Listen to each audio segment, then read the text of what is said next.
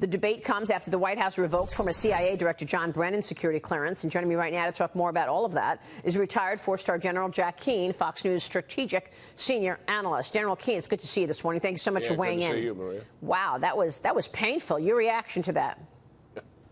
Yeah, that was quite painful to watch. Well, listen, the whole security clearance thing, I've said from the outset when it first started, is I really think what the president should do is review the entire policy as to who should have security clearances after they leave government service. And I think, by and large, very few should have them. And if you need a security clearance to do some advisory work, like right now, I'm on a congressional commission appointed by John McCain to look at our national defense strategy. We've been at this work for about a year. I had to have my security clearance activated again for that work. And we're going to finish our report in September, and I don't want it after that. It will go away. It will expire.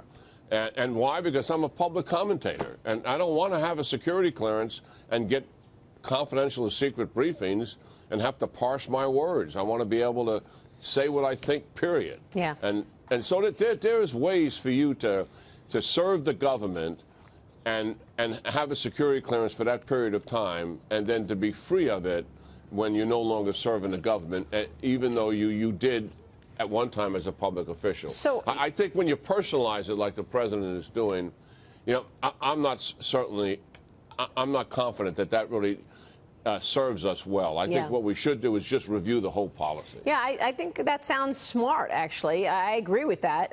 General, let me ask you this. Let's go through what the security clearance allows. What do you learn from having security clearance? And number two, when you have security clearance, are you poised to get a better contract in the private sector, get more money as a result of being a talking head on a network? Are you seen as more valuable and you get more money as a result personally because you have that security clearance? No, that's total rubbish. Really? Yeah, I mean, look, if you're a former director of the Central Intelligence Agency or a former prominent person in our government service or a retired general officer or admiral or something, what you're going to be able to monetize in terms of your post-government service has to do with the position you held and your reputation in holding it. That is what it's about. That makes sense. They could care less if you had a security clearance. If you need to go in and work for a defense contractor or something like that, and many of the people who work for a defense contractor have security clearances, then you get one. And you'll be able to get yours, having had one previously, a lot easier than it would be for someone who's starting from scratch. And what are you able to see, General? What are you able to see having security clearance? What kind of security information can you access? Well, you don't do anything on your own. It's the government wanting to share that information with you for a particular reason. This last year, we've been talking to all of our combatant commanders around the world, to the chiefs of service, to the chairman of Joint Chiefs, et cetera, to Secretary Mattis, and we've talked in a top-secret fashion about the challenges that the United States military is facing around the world. Yeah. And that's fine. And when that's over, and it will be over in September, I don't want it anymore. Well, my issue with John Brennan having the security clearance is the way he behaved. I mean, the president tweeted this morning. He says, even James Clapper has admonished John Brennan for having gone totally off the rails. Maybe Clapper is being nice to me so he doesn't lose his security clearance for lying to Congress. So, General, I mean, your reaction to that, and also the fact that John Brennan, because he had his security clearance, that suggests that he knows more than the average guy or gal out there. And if he's on CNN all day long calling President Trump treasonous, trashing the president, he's got a certain, sort of credibility because he has that security clearance that maybe he knows more than the rest of us. Well, look, it's well known in this town and certainly speculated, on our network here that John Brennan and others may have been involved in undermining the president's candidacy and also undermining his presidency once he was elected. Right. That investigation is ongoing.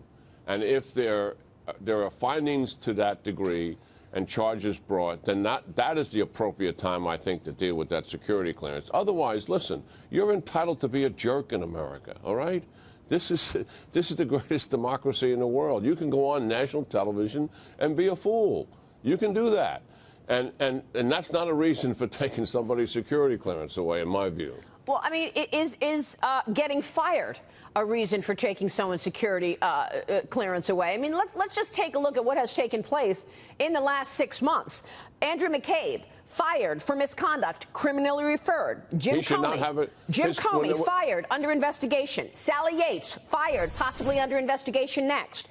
Peter Strzok, fired, under investigation. Bruce Orr, demoted, under investigation. And that's just Lisa Page left because of a scandal. Should these people have security clearances after they were fired? No, absolutely not. No, absolutely not, because they were fired for cause. I don't think they have it, to tell you the truth, but I don't know for sure. It's been reported in the media that Comey doesn't have one, and if anybody was going to have one after they left office, it would be Comey. But what about Peter Strzok?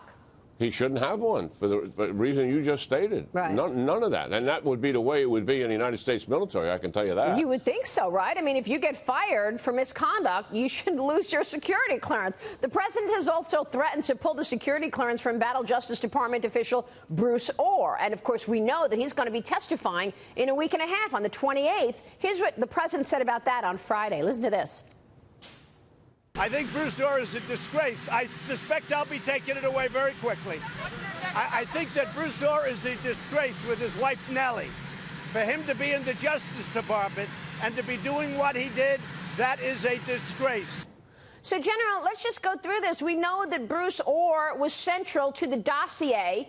His wife, Nellie Orr, worked for Fusion GPS, who wrote the dossier. So he was profiting on the dossier because she worked for Fusion GPS, and they used the dossier as a justification to get a FISA warrant to spy on the Trump campaign. And he still has security clearance, General. Yeah, well, he's going through an investigation, and he's been demoted twice. I mean, it scratch your head and you say, well, why would somebody who has been accused and alleged and likely founded for those acts, why is he still having a job? Right. Well, the reason is because that process takes so long, as it did with McCabe, with Strzok, et cetera. And I suspect that at some point he's going to get the exit ramp, and when the investigation is completed, he's been, as I said, he's been demoted twice, and so he's on his way out. And he'll lose his security clearance at that time. I don't think the president has to go out and revoke it now. They're not going to let this guy do anything of any consequence anyway, that's for sure. All right, real quick on the war on terror. Rockets fired toward the presidential palace in Kabul, Afghanistan on Tuesday. The Afghan president was delivering his holiday speech. Give us an update on what's taking place in terms of Afghanistan, General. Well, first of all, the president changed the policy, and what he did is he took away arbitrary end dates and said, we're going to stay until this is finished. The Taliban has always been trying to wait us out.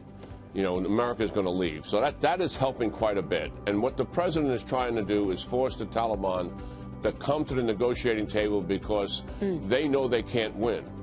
And if that's the case, then the Taliban is likely to begin negotiations. And wow. that's kind of where we are with this thing. Wow, incredible. General, thank you. We'll see you soon.